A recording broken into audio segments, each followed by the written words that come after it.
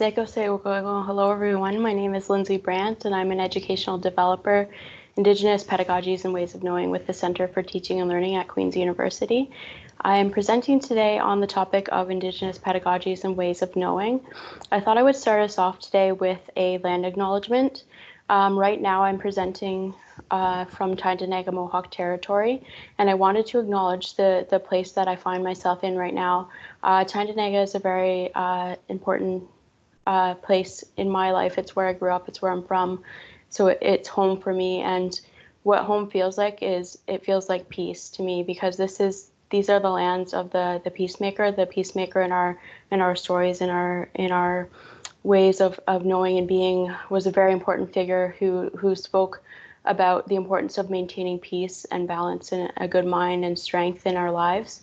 And he really guides the way that we approach our lives and our political foundation, our cultural foundation, everything about our spiritual practice and our way of being and living in this world relates to that message of peace and that reminder to be grateful for everything that we're given in this life, and to constantly give our respects and gratitude for all aspects of creation. So it's in that spirit of sharing that I'm sharing with all of you today. So with that, we'll get started with a little bit of a intro to Indigenous Pedagogies and Ways of Knowing. This is going to be a pre-recorded version, so there won't be a live session with me after this, but what we can do is, if you are interested in learning more or you have questions that arise from this conversation and this presentation today, please reach out to us at the CTL at queensu.ca is the address, and you can contact us at any time if you want to set up a consultation with me, specifically to talk about this content. And at the end of the presentation, I'll also highlight some additional resources that you can access as well. So Indigenous ways of learning and teaching. There's much diversity among Indigenous peoples and therefore among Indigenous ways of knowing, teaching, and learning. Many Indigenous scholars, though, have argued that there are many commonalities among Indigenous societies as well. So the way that Indigenous peoples learn, live, connect, and share is rooted in their languages, their cultures, and connection to the land base. So this presentation is basically an overview of the common elements of Indigenous ways of knowing, and I'll provide some best practices that you can incorporate into your teaching and learning practices right away, and then also some ones for future consideration. And like I said, if you have questions along the way, learning about Indigenous ways of teaching and learning is definitely a process. It's a mindset of inclusion that you need to adopt and adapt, and it really begins with thinking about and where you're coming from, what voices get included in your teaching and learning currently and in your curriculum, and what voices maybe don't. So it's good to think about those things as you're heading into this presentation, but also at the end, I'll give some prompts and questions to consider for reflection later on as well. So storytelling is one of the main avenues of teaching and learning, I would say. So use of personal narratives is a huge part of many Indigenous cultures. Narratives are used to transfer knowledge between elders and youth, and those personal narratives can come across in many ways. Through the oral tradition mainly was how stories were passed down from generation to generation, and how they're kept and maintained within communities is through ceremony, through families, through that connection and sharing that takes place in a communal setting, but also in families and with individuals who've been tasked with the responsibility of caring forward those stories. So in the stories, there's a lot of values that are within them. Lessons from those narratives can actively involve learners in this introspection and analysis process. So it's really, these stories encourage people to reflect, be critical of themselves, and be willing to move through and within those stories. And the space and time of storytelling is unique in Indigenous cultures, because you may hear a story several times, and each time you'll glean something new from it, and it's based on where you're at in your personal development. You might hear something now, and then 2 years from now, you might actually understand what that lesson was intended to teach you, or it might come to you at the time when you need it. And that's really what space and time looks and feels like in Indigenous cultures often. It's very fluid, it's very dependent on the individual, and you will receive messages when you're meant to receive them, and you will retain and receive knowledge when you're meant to receive it and retain it. So I also included a quote here from one of my favorite authors, Thomas King. He talks about the truth about stories is that's all we are. And it's so true that like stories are the fabric of who we are. The story that we tell about ourselves is important. The stories that we tell about others is important. So it's good to think about that as educators. You have so much influence and so much power over what stories get told in your courses. So think about how you can be more inclusive in those stories, and how can you bring forward Indigenous voices? How can you elevate the status of Indigenous knowledge, and help your students to realize and recognize that there's so many different ways of teaching and learning and thinking about things.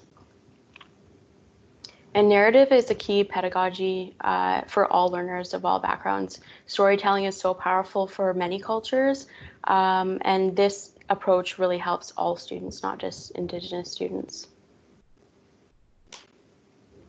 So there are some common Indigenous values that you might find amongst and in between and throughout various Indigenous peoples and different groups and communities and nations.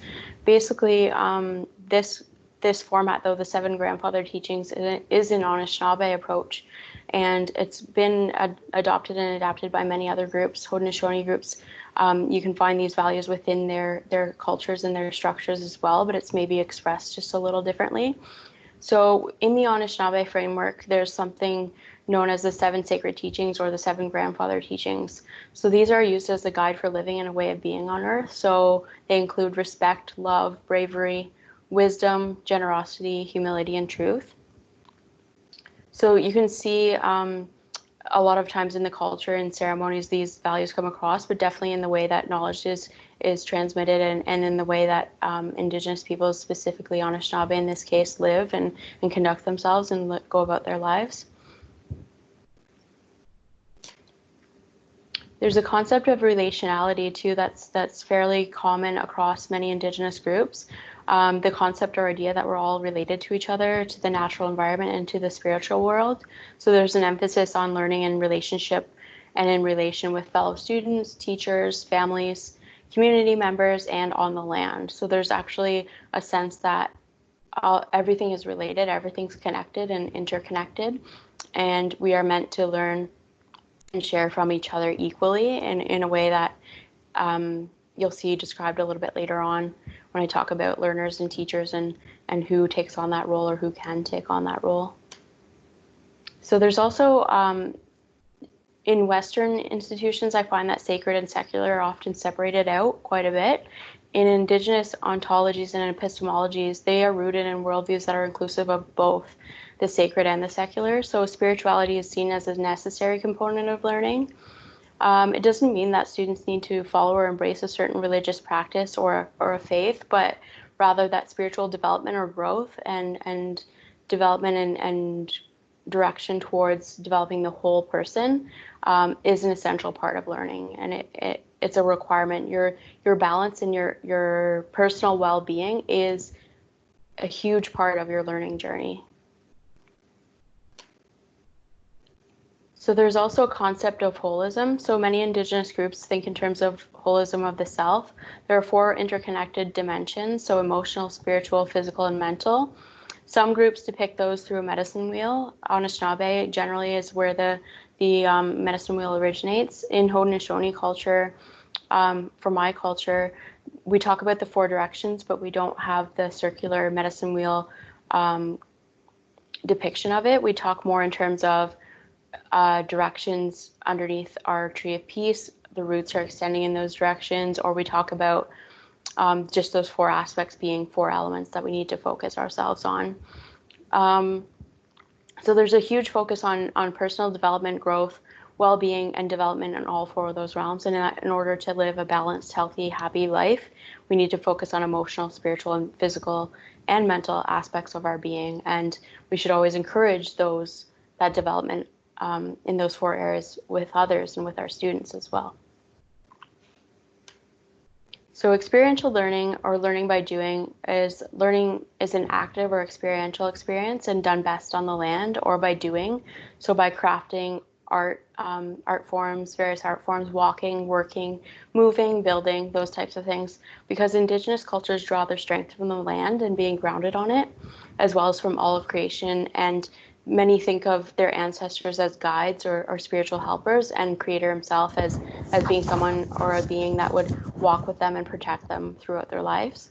So this means a preference for learning through observation, through action, reflection, and then further action.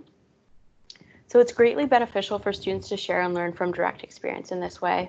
And I think that this approach is now termed active learning, where active learning and experiential learning is good for all learners. It's just really good, solid pedagogy, and it's a good approach to teaching and learning in general. But definitely, it's a very important lens for Indigenous ways of knowing and Indigenous content specifically too. So learning is cyclical and reciprocal. So what that means is that learning, teaching, and knowledge transmission is always done in connection with others and the environment. So it's understood that we learn in relation to ourselves, grounded in that sense of personal responsibility and humility, and then a responsibility or in a relationship with other people, but also to the natural environment. That land can be a teacher as well. So like you can learn a lot from trees, you can learn a lot from being on the land and observing things that take place on the land, and that happen throughout history and throughout time and space as well. So here's the portion that I talked about where teaching and learning and that space or that authoritarian approach that we often see in Western institutions or ways of knowing and learning can be disrupted completely. So all learners can also be teachers. There's no real authoritarian approach. All who learn can teach, and then all who teach can also learn. It's about sharing. It's about balance, equality, strength, vulnerability, simply being in circle together and being in connection. It's also a good way of collaborating and building consensus amongst people within the same community or group or classroom space. Indigenous ways of knowing and learning are best built upon foundations of mutual respect and those concepts of equality and sharing. Everyone's given a voice, and there's no judgment from others about what is said. Some groups will use talking feathers to conduct circles or meetings so that the person with the feather is the one who speaks. Other objects might include stones or rattles, just to signify that the person who has that object is given the responsibility and the task to speak, and the others must listen carefully, actively, and also quietly, so that that person feels validated in their ability to speak.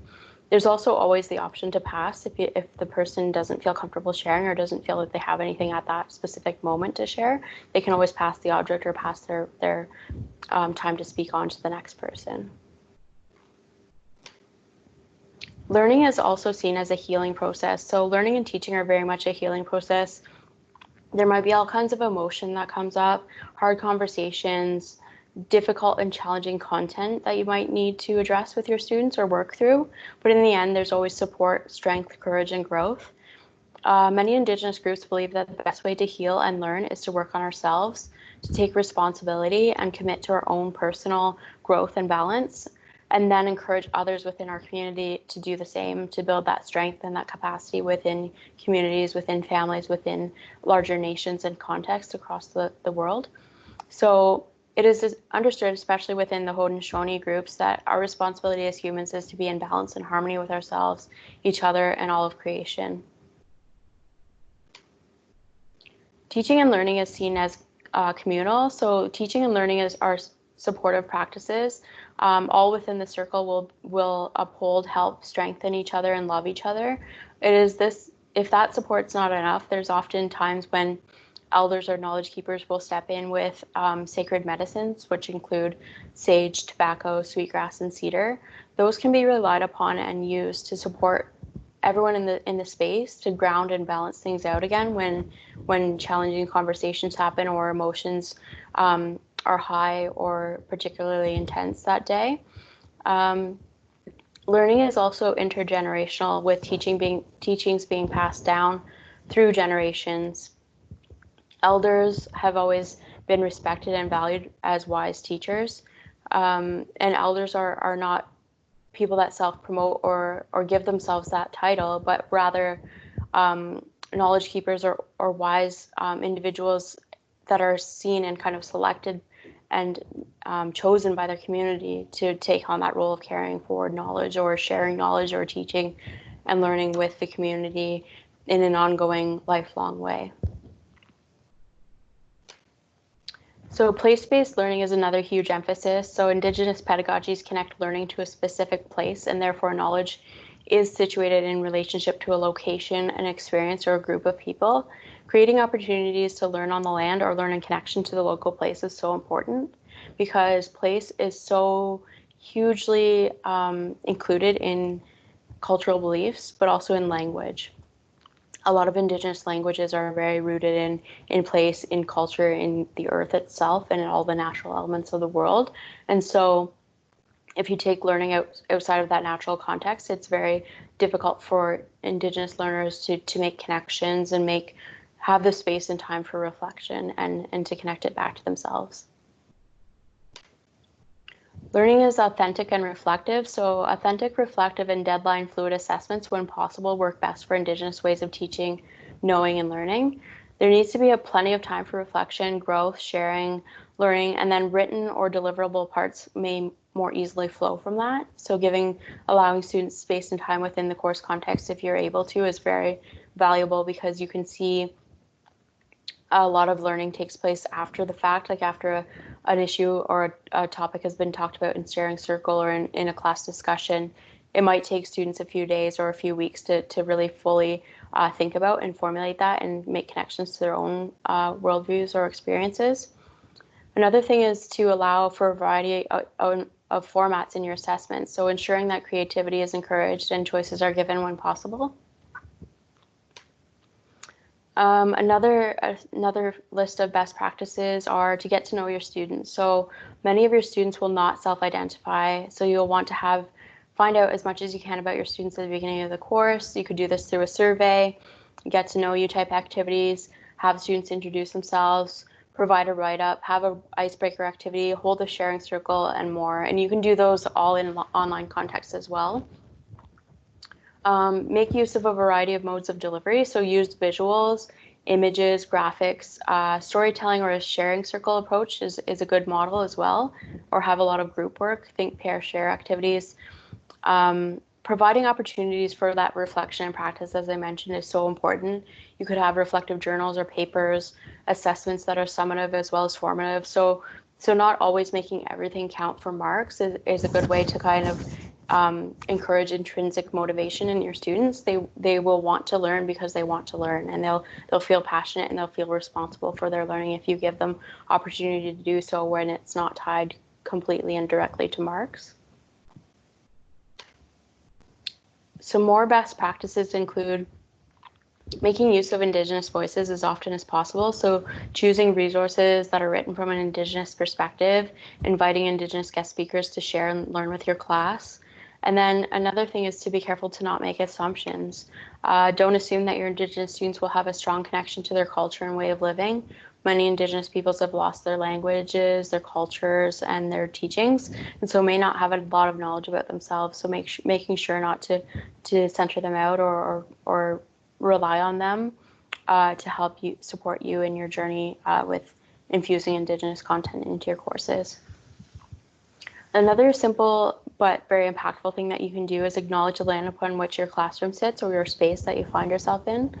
You could have your students spend a few moments researching Anishinaabe and Haudenosaunee groups, because those are the two groups that are around and whose lands Queen's University at Kingston anyway are situated on.